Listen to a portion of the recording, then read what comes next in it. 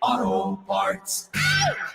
Time to tee it up at the 40th Annual Ranch Hope Wranglers Golf Tournament, Friday, June 2nd at Centerton Golf Club, presented by Woodruff Energy. Proceeds will benefit Ranch Hope's youth activities. Ranch Hope is entering its 59th year, serving the youth and families of New Jersey. Their tournament is made possible by Comtech Systems, PSEG Nuclear, Mannington Flooring, Atlantic City Electric, First National Bank of Elmer, SJ Water Conditioning, Heritage Dairy Stores, RCL Solar, Foster Carney Foundation, and Pennsville Bank. Let's tee it up for Ranch Hope. Sponsor and player registrations at ranchhope.org. The radio home of Joel Embiid, James Harden, and the 76ers. Dominate at one of the biggest dunks of his career. We are 97.3 ESPN, WENJ, WENJ HD, Millville, Atlantic City, a Town Square media station. This is Game Night with Josh Hennig on 97.3 ESPN and the free mobile app. Now, live from the Matt Black Kia Studios. What a move! Here's Josh Hennig. May 2nd apparently also should be James Harden Day right after that performance last night. Sixers win in an improbable manner. We will get into the what, where, why, and how of last night here on Game Night. Plus, what does this mean for the rest of the playoffs? Because the Sixers won game one, and Milwaukee is not on the other side of the bracket. Could this mean that the Sixers are maybe a team of destiny? Some thoughts for the Power Hour known as Game Night here on 97.3 ESPN. Coming up in less than 20 minutes, talk with Bryan Toporek from the NBA podcast, also contributor for Liberty Ballers. Get his perspective on the performance by James Harden last night and what is a fair expectation for the Sixers for the rest of this series. As always, you can join the conversation at 609-403-0973. That's the text board. You also could DM the show through the 97.3 ESPN mobile app powered by First Bank of Sea Isle. I told you guys last night that I expected this to be a hard-fought game. Now, neither me or anyone assumed the Sixers were going to win the game last night, but I at least thought it was going to be a hard-fought game. And I think you saw last night something very important from the Sixers, which was when the Sixers needed certain plays to happen, Harden was there for the scoring. DeAnthony Melton was huge in the first half. Maxey did his thing in the second half. Paul Reed, PJ Tucker, they got work done. I think it's very interesting that last night you saw almost a mirror image of the first time the Celtics choked this postseason.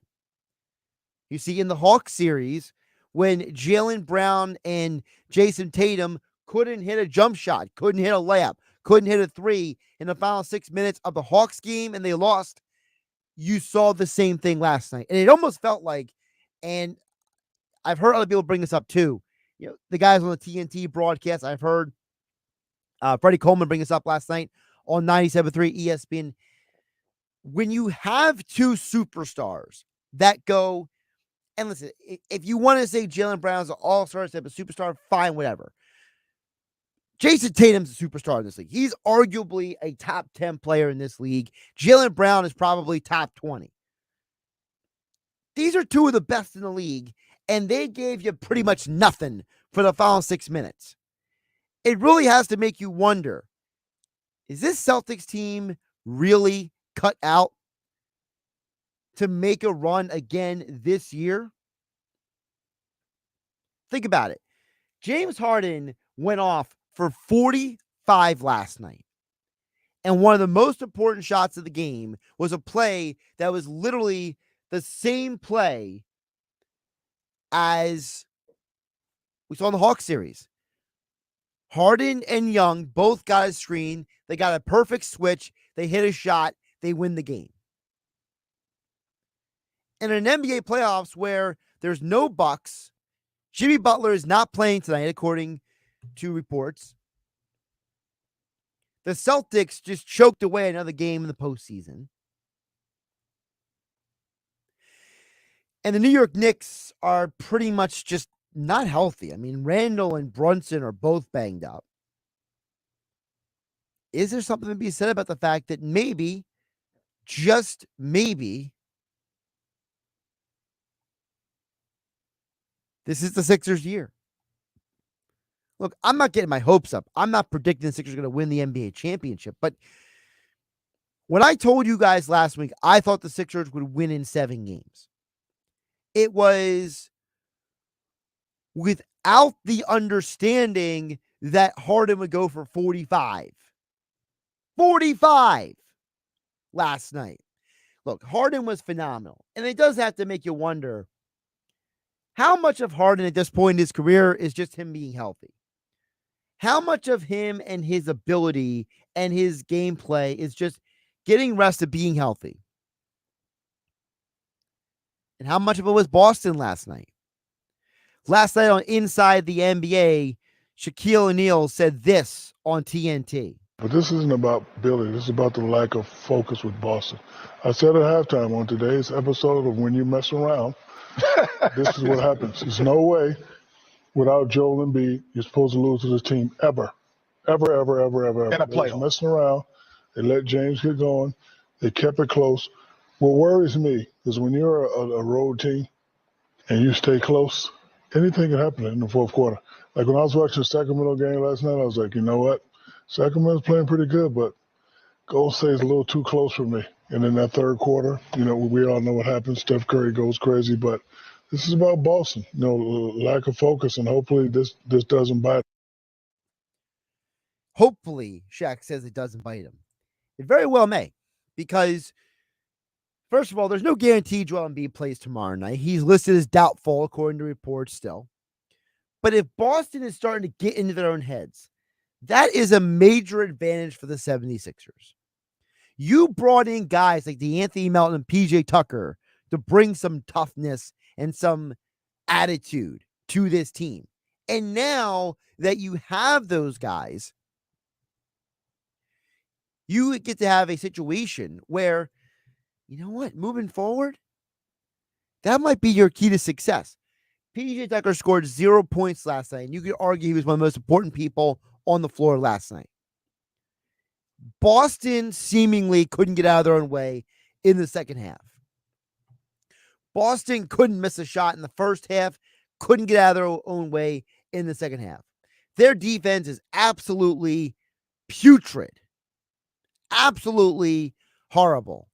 And Kendrick Perkins said on SportsCenter, you think the Celtics' problem is lack of discipline.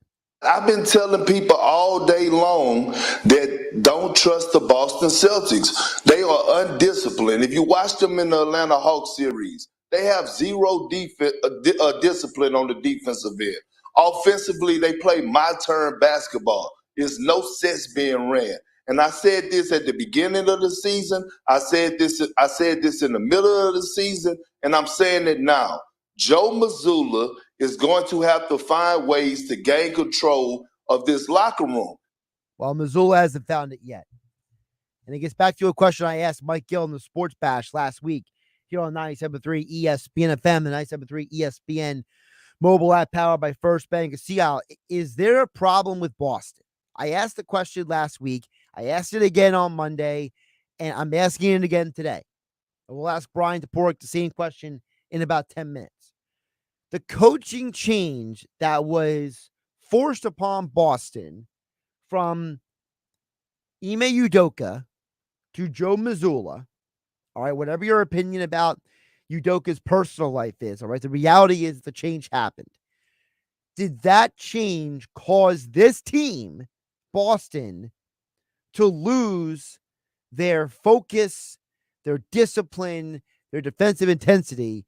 Because it felt like last night was as much a failure by your two-star players, Tatum and Brown, as much as it was by the coach to not make adjustments. And for as much as we here in Philadelphia criticize John Gannon and other coaches in our market for not making adjustments, shouldn't we bring the same type of intensity to the Boston Celtics for not making adjustments. For goodness sake, how many times was Al Horford stuck or someone like Horford stuck on James Harden last night or on Tyrese Maxey last night? Listen, I don't coach in the NBA, but even I know that if Marcus Smart is your best defensive perimeter player, he needs to be on either Harden or Maxey every single time they come down the floor. And whoever Marcus Smart has, Jaylen Brown has got to have the other guy. And it felt like more often than not, Marcus Smart was ending up on someone not named Harden and Maxey during the course of a night. For as much as we have criticized Doc Rivers in this market, Sixer fans have. I think Sixer fans need to maybe acknowledge the fact that you might win this series because your head coach has been through the wars and Boston's got a guy named Joe Mazzulla. Philadelphia's got a guy who's been to 2 NBA finals, has led the Magic, the Celtics, the Clippers, and the Sixers the multiple NBA playoff appearances, and he also played in the NBA. Doc Rivers has more experience in his coaching staff in this series than Joe Mazzulla does. And you know what? If that's what breaks the camel's back to get the Sixers to the conference finals, so be it. Over on the text board, 609-403-0973. Also could DM the show through the 973 ESPN mobile app powered by First Bank of Sea Isle. Jeff in Ocean City says, Josh, don't forget to give Doc credit for making defensive adjustments. If the Sixers taking care of the basketball, you always say turnovers are the death of Philly. Jeff in Ocean City. Yeah, last night Sixers only had 6 turnovers. Boston had 16. In the Sixers' losses during the regular season, they averaged 14 turnovers a game. Jeff in Ocean City is right. I got to point out the turnovers. I always say it, and I'll say it here again. I don't need James Harden to get me 45 points a night. But I need him to not give me 5 turnovers or more a night. I think if James Harden can get through this series and average under 4 turnovers a game, Sixers have a very good chance of winning the series. And Jeff Ocean City is right. Doc does deserve credit for making adjustments. Not just defensive adjustments, though. Offensive. There was a stretch in the first quarter where I think he looked around and he realized DeAnthony Melton is helping keep us in this game. He needs to stay on the floor. When they at one point brought James Harden in for George Niang, that's when I realized Doc is watching the same game I am. And when Joe Mazzulla did make adjustments, that's when I also realized Joe Mazzulla was a deer in the headlights. Also over on the text board, Dan EHT chimes in. It says, 2 things that stood out to me in the Sixers game last night. Sixers did not move the ball as much at all. Mostly isolation or one pass kept turnovers down that way. Sixers also gave the Celtics paint scoring. That kept the Celtics scoring down because of lack of 3-pointers. Couple interesting points there, Dan EHT. You're right. We can say the turnovers are in part because there was a lack of passing, but let's be realistic.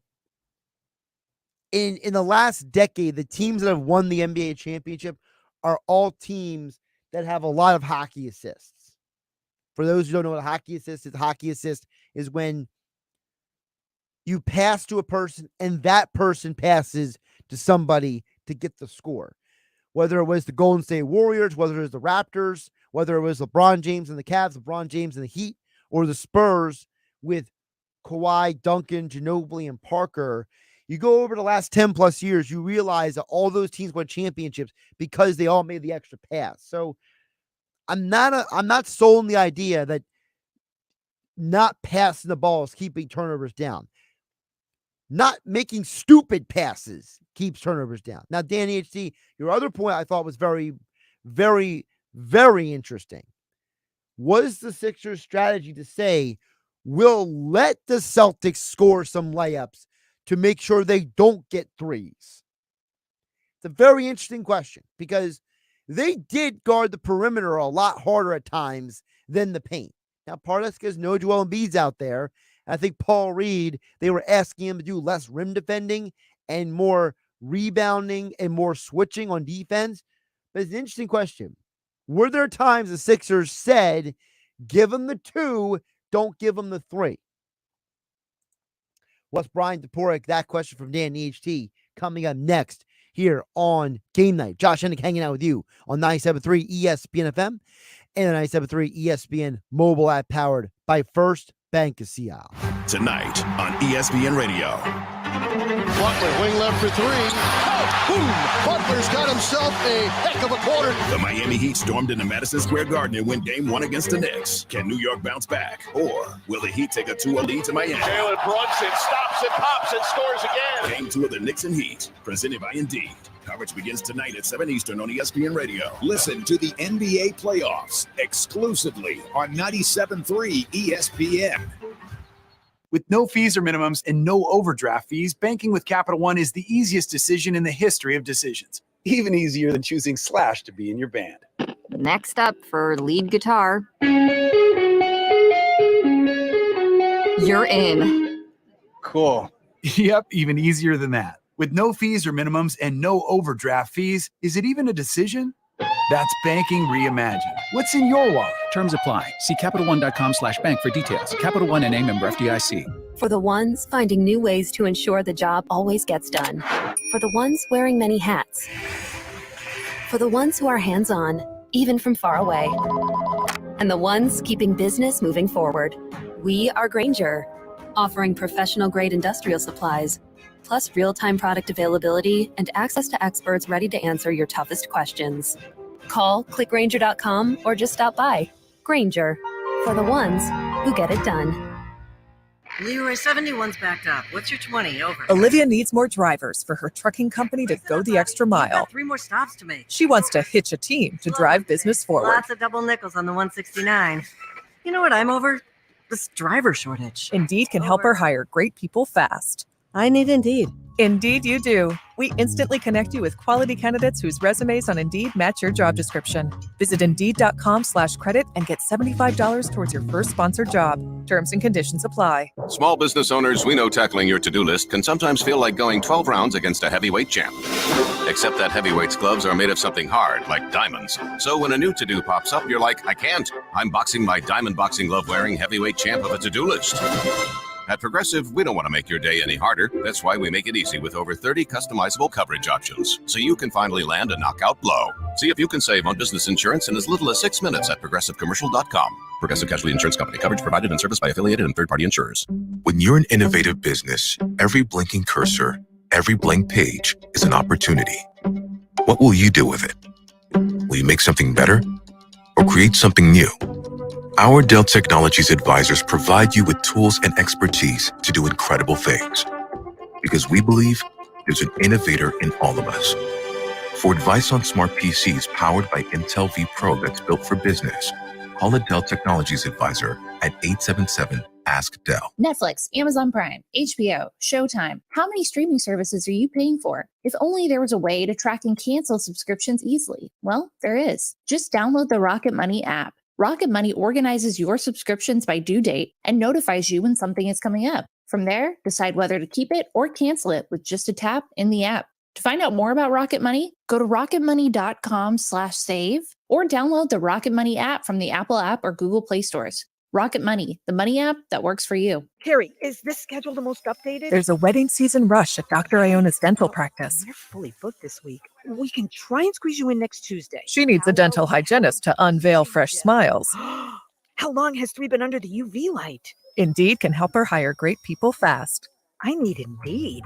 Indeed you do. We instantly connect you with quality candidates whose resumes on Indeed match your job description. Visit Indeed.com/credit and get $75 towards your first sponsored job. Terms and conditions apply. Homeowners trust Jenkins Plumbing, Heating, and Air Conditioning. Business owners trust Jenkins too for light commercial services. No need to call the drain guy, the heater guy, or the plumbing guy. Call Jenkins. One call does it all. For new heating and air installation, service and maintenance, ductless air conditioning systems, water heaters, boilers, oil service, plumbing, and drain cleaning services. Call now and learn about rebates through the HVAC Energy Efficiency Program, brought to you by South Jersey Gas. Call 609-Suns.com. You're listening to Game Night with Josh Hennig on 97.3 ESPN and the free mobile app. Sixers win game 1. Was it an indictment of the Celtics, or it was just James Harden at 45 points? It's a little bit of both, personally.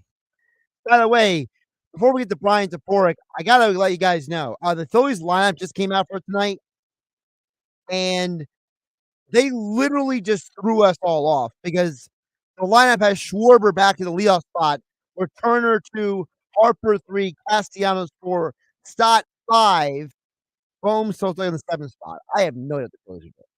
But hey, I never claimed that baseball was my best sport knowledge-wise, so obviously Rob Thompson knows something that I don't. Something I think I have a much more of an understanding of is this Sixers-Celtics series.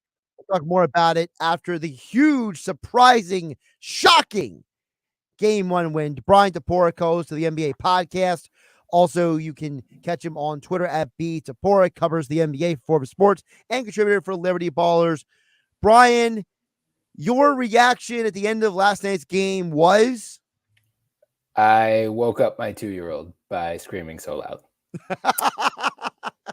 I did not expect any of that, and I realized, I'm watching on like streamed cable, so I've realized over time that if you're following the game on Twitter, the people who are at the actual game are like 30 seconds ahead. So I had to like literally get off Twitter because I was like, I do not want to know what happens on this final possession. I just let me see it in real time, and then I did, and it was as glorious as I could have hoped. When it comes to last night's game, how much of it was Harden's 45 points, and how much of it was Joe Mazzulla being outcoached in your mind?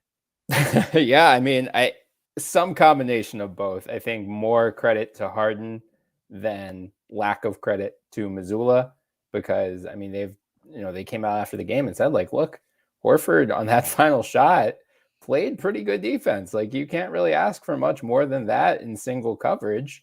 And, he was saying, well, sure, we could have double covered, but we did that earlier in the game. We gave up some wide open buckets. So you could say, well, if we double covered and he swung it to a wide open George Niang and George Niang hits a 3, I'm also getting killed for that.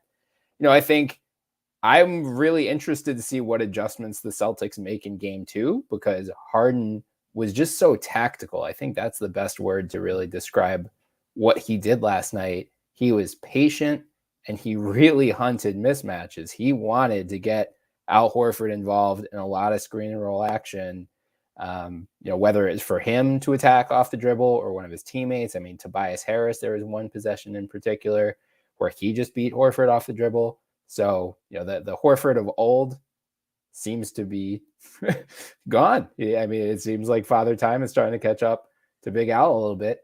So I'm intrigued to see what adjustments Mazzulla makes, because I think certainly, if Embiid does not play tomorrow night, how he manages his big man rotation, I think might be arguably the key to the game. I felt like I was watching deja vu last night because, in the final 6 minutes of that Hawks loss, Brown and Tatum didn't score any points. In the final 6 minutes last night, Brown and Tatum had no layups, no jump shots, no threes, no nothing. Is there something to be said for the fact that maybe we overestimated the Celtics team, that we assumed just because they went to the NBA Finals last year that maybe personality, character-wise, this isn't the same team? Because, Bryan, I've said this for a couple weeks now, I don't think the Ime Udoka Celtics lose these kind of games. Yeah, I completely agree with you. I think that was probably my biggest takeaway from Celtics Hawks. Like Doc Rivers, I know is not always beloved around these parts, but I was watching that series and was like, I think Doc can outcoach this guy, right? I think he'll at least have a chance to break even. And I think last night, Doc did outcoach him. I think, the adjustments of having the screen being set even higher, like almost a half court at some points to get the guards rolling downhill. It took a while for Boston to adjust to that. Having PJ Tucker and Paul Reed, that's it. 48 minutes, just those two guys at center instead of trying Dwayne Dedmon or Montrezl Harrell off the bench, I think was also a really good move by Doc, because especially without Embiid, the Sixers have a very, very slim margin for error in this series. And I think, with all due respect to Trez and Dedmon, I think you can't afford to mess around. You just have to shorten your rotation to stick to what will work. They have experience with those two guys in particular. Not calling the timeout after Tatum hit those 2 free throws at the end, knowing not giving the Celtics an opportunity to set their defense. So I think Rivers definitely got the best of Missoula in game 1. We'll see. One, if Embiid plays in game 2, but regardless, how Missoula adjusts now that he's seen what the Embiidless Sixers will look like and how they plan to attack his defense. It was suggested by one of our listeners, and I'll present it to you, that maybe the Sixers were a little bit more aggressive in their 3-point defense than their 2-point defense, because they realized that if the Sixers are hitting threes and Boston is not hitting threes, it gives them a better chance to win. Is that a fair theory to have? I think so. Boston was one of the best 3-point shooting teams during the regular season. They were second in makes, second in 3-point attempts, 6th in 3-point shooting percentage. So that was probably the number one thing on the scouting report, was limit the volume of open threes that they get. And this is one area where not having Embiid and having Paul Reed and PJ as the primary centers actually might have helped the Sixers in game 1, because with Embiid, especially, if he does play at some point in this series, I'm assuming he's going to be somewhat limited in terms of his agility and mobility. So, they typically play him close to the rim, more of a drop defense. Reed is more switchable. Tucker is completely switchable. So they can play closer to the level of the screen, play out further to the perimeter. And I think, they gave up a layup line for the entire first quarter, but there is a math problem at some point. It's happening in the Phoenix-Denver series in particular, where if your guys are hitting a high volume of threes and you're limiting the volume that Boston is taking, I think it was only 26 last night. The Sixers got up 38, hit 17 of them, outscored them by 21 from the 3-point line, and a 4-point win. So I imagine that's going to be a big priority as well for Boston in game 2.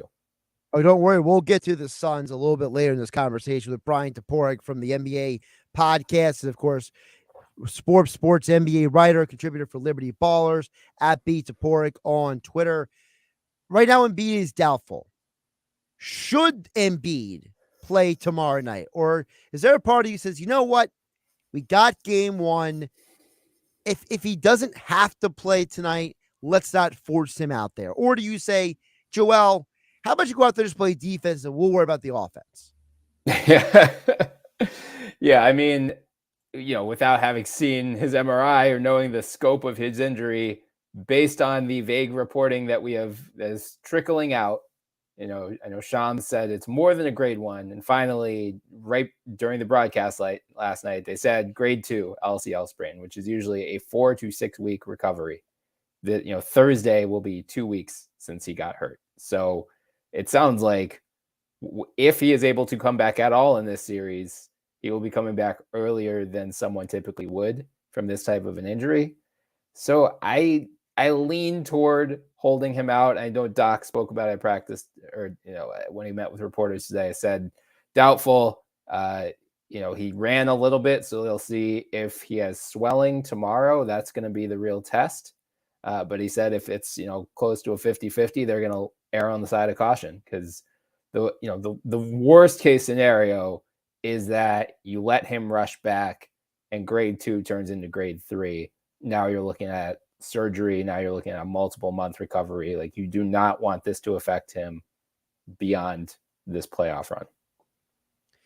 Yeah, I gotta be honest with you. Like, I feel like you gotta protect the player from himself. You can't let Yeah. Embiid go out there because Ramona Shelburne had a report yesterday that Joel wants to be out there.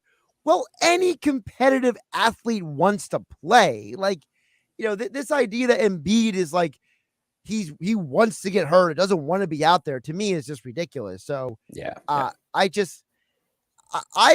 personally just look at Embiid and like, look, if you're not at least 75%, 80%, don't be out there. We don't need you re-injuring yourself, because guess what?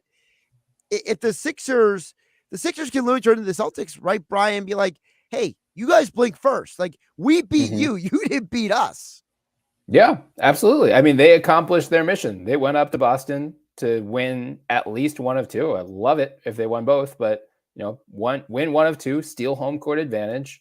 Now you give yourself 2 extra days of rest for Embiid. So, if he's ready by Friday, or even, whatever, I'm not going to put percentages on what he is Wednesday versus Friday, but maybe he's a couple percentage points better on Friday. I mean, I know Knicks Heat is tipping off in a little bit, and it seems like the Heat might have made that same calculation with Jimmy Butler tonight. They won game 1. By the way, you mentioned Jimmy. I was going to get to that next. Jimmy Butler out for game 2. By the way, Randall and Brunson are both questionable as well. So, I mean, what does it say to you that, Miami finally had to capitulate and just give Jimmy a night off? Yeah. I mean, it tells me that ankle is not feeling so great. And I think they have 4 days off after this. I believe game 3 isn't until Saturday for them. So, the calculation for them is probably even easier than for Philly, where, they're playing every other night, basically, unless there's a game 7. Give Jimmy an extra 3 days off, or, almost a week off from when he got hurt. And then you've already stolen home court advantage. Like, if Randall and Brunson both miss the game, I'm going to guess they're going to suit up. But if they're limited at all, like, you got to trust your teammates at some point. And I think it goes back to what you said earlier with Embiid and protecting him. He saw what they were able to accomplish without him last night. Like, this is why you have James Harden on your team. This is why you have Tyrese Maxey on your team. This is why you have Tobias Harris, Anthony Melton, PJ Tucker. These guys aren't scrubs, and we've seen it all year. They've been able to win games without Joel Embiid all year. It certainly won't be easy tomorrow night. Certainly wasn't easy last night, but I think you just have to maximize your own chances. If you're focused on winning a championship this year, the Sixers are going to need Joel Embiid at some point. Assuming tonight's Heat-Knicks game, which folks can hear at 7 o'clock right here, coverage begins at 9:73 ESPN. Assuming Randall can't play, Jimmy's already out, and Brunson is not 100% healthy, who is better built to win that rock fight between these two? First team to score 80 wins, I guess. Maybe. I mean, Miami, it's not only Jimmy, right? It's Tyler Hero's out, Victor Oladipo's out. It's like Kyle Lowry and Bam Adebayo are the only 2 left standing at this point. So I think I trust the Knicks' depth a little more. Emmanuel Quickley in particular, Josh Hart. Frankly, the Knicks' strength, which is rebounding, especially offensive rebounding, if it is a rock fight and both teams are just bricking a ton of shots, that might play into the Knicks' hands, where maybe they out-rebound Miami by 15, 20 and get a couple easy putbacks. And when offense is at a premium for both teams, maybe that's the difference in the game. So I lean the Knicks. It's so weird because I was saying before you came on, people like me were picking the Bucks to win the NBA championship. And now you got a Miami Heat team that basically survived Milwaukee in the first round, and a Knicks team that nobody really believed in earlier this year. People were like, the Knicks, Thibodeau, they'll make the playoffs, whatever, right? And now it's like, could we actually have Sixers Knicks in the Eastern Conference Finals? Like, I mean, is there more of like, that had to be like plus like 1,500 odds a few months ago. That was the conference finals. Yeah, more than that, I bet. I mean, I think the Sixers would have been a realistic contender for the conference finals. I don't think anyone expected either the Heat or the Knicks. I mean, one of those teams has to make it. And I don't think anyone foresaw that. And, like getting past the Celtics will not be easy with or without Joel Embiid, but you can't help but look ahead to that, especially given the injury status of those guys, and think like, man, the road is wide open to the finals if the Sixers can get past the Celtics team. When you look overall at the Eastern Conference and the fact that, I mean, it just feels like we all said before, at least I did before the playoffs, that the team that wins the Eastern Conference is probably going to win the NBA championship. Now you're kind of looking around, you're like, well, Miami's not healthy. The Knicks are the Knicks. Embiid's not healthy. The Celtics have choked away multiple games this postseason. Like, did we not factor in that maybe the competition in the Eastern Conference might cannibalize itself? Yeah, well, we certainly didn't factor in that every team other than the Celtics would get hurt. And even Marcus Smart is questionable for tomorrow with his chest contusion. He was holding his chest late in game 1, so we'll see what happens there. I'm still confused about that, but anyway. Yeah. So, I mean, I still think whichever team wins Celtics Sixers is representing the East in the finals in all likelihood. Barring more catastrophic injuries, I think there's a strong chance that team will be favored in the finals. It's looking like Denver is probably advancing to the conference finals in the West, and then we'll see with Lakers Warriors. All three of those teams would be a very different stylistic matchups for either the Celtics or the Sixers. I think, you would probably feel pretty good. It feels weird to say this about a team with LeBron James and Anthony Davis, but I think you would like the Sixers' chances against them more than you would against Denver or Golden State. Golden State honestly might be the big wild card here. We saw it in game 7 and all these stories coming out about Steph Curry after that game, and after game 6, he's furious at his teammates. And he's like, don't even get on the bus unless you're willing to buy in and sacrifice and do what we have to do. Like, they are not dead until there are 4 losses in their series record. Like they have the experience that even no other team, even with LeBron and AD, they've won a championship. The Celtics went to the finals last year. Doesn't matter. The Warriors have so much more experience, and that's going to come into play in these tight series in particular.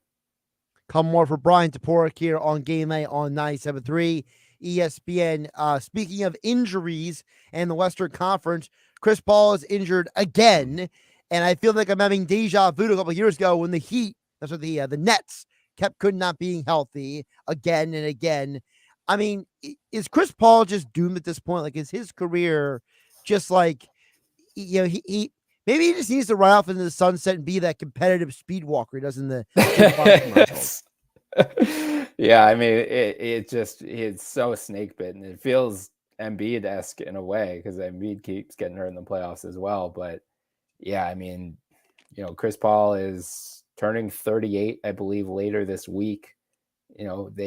He's under contract, or his contract is partially guaranteed for next year. So we'll see what the Suns decide to do with him this summer. They were linked to a lot of point guards leading up to the trade deadline. So it seems like that's an area that they might want to upgrade, but at the same time, they're going to be limited in their ability to do so, especially given how much they gave up for KD.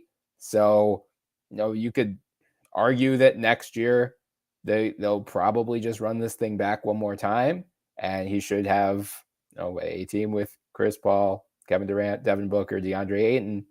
It's 4/5 of a really, really good lineup. So if they can round out their bench a little more with some reliable depth that they gave up in some of these trades, maybe. But it's certainly starting to feel like Chris Paul is just going to be one of these unlucky guys that's just not going to win a championship. I know everyone's looking forward to the Warriors-Lakers series, but to be honest, are we really going to get an epic series considering the fact that, I mean, I'm not saying LeBron's washed. I'm not Dylan Brooks over here, but there are still times that LeBron looks like he's deferring a lot more often than he used to. He's playing that I'm not the main guy role a little more often than I'm used to seeing. Yeah, I mean, I think you have to wonder how much the foot injury that kept him out after the All-Star break how much that's still limiting him, if at all. I would imagine it's been a factor. I think some Lakers reporters mentioned he was also under the weather at a portion of the Grizzlies series, especially after Game 5, when he said afterward, like, I played terribly, I need to be better. And to his credit, he and the entire team were better in Game 6. I don't know if this is going to shape up to be a 7-game series necessarily. I think Warriors Kings is probably going to be more aesthetically fun than Warriors Lakers, but Warriors Lakers, just given the history between LeBron and that team in particular, I think what Draymond Green said after Game 7 is right. Like, we do have to appreciate, two legends going at it. I mean, two of the greatest players ever to play this game, and LeBron James and Stephen Curry, and two of the Warriors are still somehow maintaining this dynasty, and LeBron has been a roving dynasty. Wherever he goes, he's going to make the finals more often than not. So I'm excited for that reason. I don't want to hear any like legacy talk. If whichever player loses the series is going to stain his legacy. Like, no, they're both made. They're both top 10 all time. Yeah. If anything, one of them can build on it more. If one of these teams wins the series and goes on to win the NBA championship, you break the tiebreaker. They each have 4 rings. All right. Okay. Now LeBron cements himself as the second best player or the best player of all time. Or now Steph Curry officially moves past Magic Johnson as the best point guard of all time. But I'm not here. That is the one thing I do not want to hear in this series. Like, how does this affect their legacy negatively? It doesn't. Yeah, you won't hear that from me at all. Before I let you go, who's more likely to end up in a Miami Heat uniform next year? Draymond Green or Dylan Brooks? Ooh. Neither, I think, is the right answer. Really? I was looking over this earlier today, because as soon as this Dylan Brooks stuff came out, I was like, oh my God, Miami is the one place that could put up with his antics. Same thing I thought. Yeah, well, the new collective bargaining agreement really, really limits teams that are way over the luxury tax, which Miami projects to be next year. So I'm not convinced that Miami is going to be able to offer more than a minimum contract to any free agent. Draymond Green is certainly not settling for that. And they can't do a sign and trade either, because they'll be over this line. So, if Dylan Brooks is willing to take a min deal, maybe, but I would imagine he's going to be looking for something a little more than that. So I think it would take some, I don't want to doubt the Heat, because every year we do this, we're like, oh, they're way over the cap, they can't afford anyone. And then they get Jimmy Butler. So, never doubt the creative mind of Andy Ellsberg down there. But I would imagine that both of those guys are not in a Heat uniform. I thought you were going to say Joel Embiid, and it made me nervous. So thank you. No. Good. Yeah. Keep those vibes out of here. Well, but here's the problem. Like, Dylan Brooks, for those who don't know, Dylan Brooks basically got told by the Memphis Grizzlies, you're not coming back under any circumstances. Like, and Draymond, it just feels like he's near the end of the road with the Warriors at this point. And I don't know where those guys go if it's not Miami. Like, I can't see Draymond fitting in with half the teams in this league. I don't see Dylan Brooks fitting in with 80% of the teams in this league. Like, who on earth is going to put up with either one of those guys' stuff, we'll call it? Yeah. Yeah, I mean, I think Draymond, you're more willing to, just because of his championship pedigree, and you've seen it on the biggest stages, and the impact that he makes defensively in general, but also, the versatility that he gives you as a small ball center. Really quick, maybe this is the better question really quick. Who is a strong enough coach in this league, not named Greg Popovich, because Popovich could retire any day now, who could handle a Brooks or a Green? Yeah, that's a good question. I mean, honestly, if Philly had space, which they won't unless Harden walks, like, Doc might actually be one of the few, based on all the guys all the personalities that he's coached over the years. But sign and trade Tobias Harris for Draymond Green. Is that what you're saying, Bryan? It'd be tough to make that math work as well, but we could talk once the offseason gets here. But I mean, honestly, like, Dylan Brooks, he just seems like, there was a report that came out today from the Memphis Commercial Appeal where he's talking about like, I was limited to a 3-and-D role and I can do so much more. Like, he needs to watch PJ Tucker for the next 2 months. PJ Tucker scored 0 points last night and still made a huge impact in a close win. Like, Dylan Brooks can be that type of a player, but he needs to just buy into that being his role. And if he does, PJ just signed at age 37. He just signed a 3-year, $33 million contract. There's good money in that type of a player. But, Dylan Brooks, like, you shot 31% from the field in the playoffs. Like, we don't want you taking 15 shots a game. That's just not who you are. You want to be the tough guy, the villain that, provide the physical, defensive, gritty presence. Cool. But just maybe don't open your mouth when you're in the midst of a playoff series with one of the best players ever. He is Bryan Toporek. Follow him on Twitter at @Toporek. Check out the NBA podcast. Like, subscribe, download, give it the 5-star review. And, of course, check out Bryan's work with the Forbes Sports and Liberty Ballers. Bryan, appreciate you making the time to come on today. Anytime, Josh. Talk soon. We'll get back to you guys' thoughts and comments on the other side here on Game Night on 97.3 ESPN. Text board is open, 609-403-0973. And your DMs in the 97.3 ESPN mobile app, powered by First Bank of Sea Isle. Here's what you missed on Keyshawn, J. Will, and Max. What an embarrassment for the Celtics. How pitiful. How ashamed. What a humiliation. The Red Sea has parted for the Celtics to win an NBA championship. And you're telling me that team can't stop James Harden? Keyshawn, J. Will, and Max. Weekday mornings at 6 on 97.3 ESPN and the 97.3 ESPN free mobile app. In business, everything your employees do impacts your brand, including what they wear. Cintas has high-performance workplace apparel for almost every job imaginable. From work shirts and pants, to polos and khakis, to Oxfords or T-shirts, these clothes move, breathe, and look great. Your team gets the styles they like, you convey the image you want. And Cintas service includes weekly laundry and delivery. To learn more, visit Cintas.com. Oh, I'm ready! And get ready for the workday.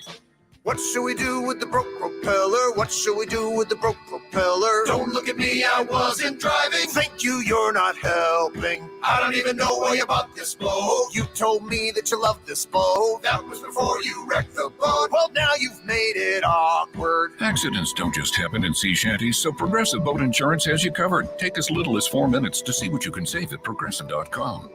Progressive Casualty Insurance Company and affiliates, covered subject to policy terms and not available for all boats or in all situations. Why would someone looking for a mortgage at the Jersey Shore take a loan from a company in Detroit or North Carolina or some other far-off place? Online mortgages promise a lot, but don't always deliver. First Bank of Sea Isle City knows the Jersey Shore. We are local lenders. We use local appraisers and provide in-house processing. We understand the unique obstacles of financing in Cape May County. Don't take a chance. Local banking is better. Let us guide you. First Bank of Sea Isle City. Member FDIC, equal housing lender. Anywhere fans go to cheer on their team, there are behind-the-scenes MVPs, ensuring everything is game day ready. We see you, Joe, fixing seats so every fan can enjoy every game. And Allie, who keeps her stadium running smoothly from the moment the first game starts to the last play of the season. At Grainger, you're our MVPs, and we're always here for you, with supplies and solutions for every industry and 24/7 customer support. Call, click Grainger.com, or just stop by. Grainger, for the ones who get it done. For adults with moderate to severe plaque psoriasis who are candidates for systemic or phototherapy, now there's Skyrizi, Risankizumab Riza, a prescription-only 150 milligram injection. With Skyrizi, 3 out of 4 people achieve 90% clear skin at 4 months, and Skyrizi is just 4 doses a year after 2 starter doses. Nothing and me go hand in hand. Nothing on my skin, that's my new plan. Nothing is every day. Don't use if allergic to Skyrizi. Serious allergic reactions and an increased risk of infections or a lower ability to fight them may occur. Before treatment, your doctor should check for infection and tuberculosis. Tell your doctor if you have an infection or symptoms, such as fever, sweats, chills, muscle aches, or cough, or if you plan to or recently received a vaccine. With Skyrizi, you could achieve 90% clearer skin. Ask your doctor about the #1 dermatologist prescribed biologic in psoriasis and visit Skyrizi.com or call 1-866-SKYRIZI to learn more. Great, it's yours. See you then. Nathan's Tiki-themed bar is swimming in end-of-year party bookings. Where can I find that many servers? They want headlamps? And I'm going to need to find a band. He needs caterers to navigate the rising tide. No, Mario, not your cousin's cover band. Indeed can help him hire great people fast. I need Indeed. Indeed you do. We instantly connect you with quality candidates whose resumes on Indeed match your job description. Visit Indeed.com/credit and get $75 towards your first sponsored job. Terms and conditions apply. Take me out of my old car. Get me out of this heap. Approve my credit and cut me some slack. I need a dealer that's watching my back. I gotta make sure it's a great deal. All I have down is my trade. Cause I need a great deal on a brand new car. Stuck in a loan or lease? Matt Blatt Kia wants to get you released. With 0 down and 2.9% financing for 48 months or no payments for 90 days on every 2023 Kia Forte at Soul in stock. Have a job clearing $350 per week? Matt Blatt Kia wants to approve you today. So bring any trade to Matt Blatt Kia and drive home in a brand new Kia with peace of mind. Matt Blatt Kia's exclusive 4-day love it or leave it return policy. It's gotta be a Matt Blatt Kia. With approved credit, not all will qualify. 2778 per thousand finance. Go to mattblattkia.com for complete details or call 888-505-6670. Price includes all costs to be paid by consumer except for licensing, registration, and taxes. Expires 4/30/23. Matt Blatt Kia, 6211 Black Horse Putt. 37 in Tom's River. Now, more Game Night with Josh Hennig on 97.3 ESPN and the free mobile app. As promised, we will get to your guys' thoughts and comments now. Text board is open as always at 609-403-0973. We'll start with Gabe. He chimes in from Northfield. He says, Josh, I think you're right about Missoula. I think also Missoula knows he was outcoached. That kind of thing been really getting the head of a young coach versus a vet and snowball and force more mistakes and stress. You notice Doc leaning and smiling the last few minutes. I was a mess just watching it. Bet Missoula noticed that as well. Gabe from Northfield. It's definitely something to think about. You know, not having a certain level of experience can make you overthink, make you overwork, make you question yourself. Now, I don't know Missoula personally. I don't know if he what kind of mental fortitude he does. I don't know if he does, yoga or meditation when he's not coaching. I don't really know what his mental makeup is like. But I just don't believe, Gabe, that I saw last night. You just mentioned Doc Rivers is riding the wave. Doc Rivers is out there just taking in every moment, and Missoula got his arm crossed and his face is just white. And you have to wonder, would Doc Rivers be the reason why the Sixers make it out of this series because Joe Missoula doesn't make the right adjustments in game? You can make all the adjustments you want before a game, but in game is what matters. Joey Ventnor chimes in on the text board at 609-403-0973. He says, at the presser, Harden said that when he came to Philadelphia, his role was to facilitate and get you out of the ball. And Harden talked about last night that they needed him to be more aggressive, take the hole as much as possible, which he did. He said it felt good to be allowed to do that tonight. So Harden could be that guy we saw in Houston. Is there a philosophy change in the works? Great game. Go Sixers. It's Joey D and Ventnor. Joey, I think it's a two-sided coin because you're right. Last night we saw that Harden can be that Houston guy. But Harden has said in other interviews that he only does what he does because he's asked to do it. And I get the feeling that maybe Harden doesn't appreciate the fact that when you're the guy who says, I'm going to do what it takes for my team to win, but then you're also the guy who says, it felt good to be allowed to do that tonight, it sounds like you're contradicting yourself. I think the biggest problem with Harden is I don't think he has fully come to grips with the fact that he is an aging player who the body is not able to take the type of workload that it used to. James Harden will be 34 before next season. He's 1 year younger than Kevin Durant. He's 2 years younger than Steph Curry. And he's almost 5 years younger than LeBron James. Unless Harden gets onto the LeBron James workout program, I don't see James Harden having the ability to do what he did last night every night moving forward. But I think him being the facilitator and being an elite number 2 guy is certainly something to be in the conversation.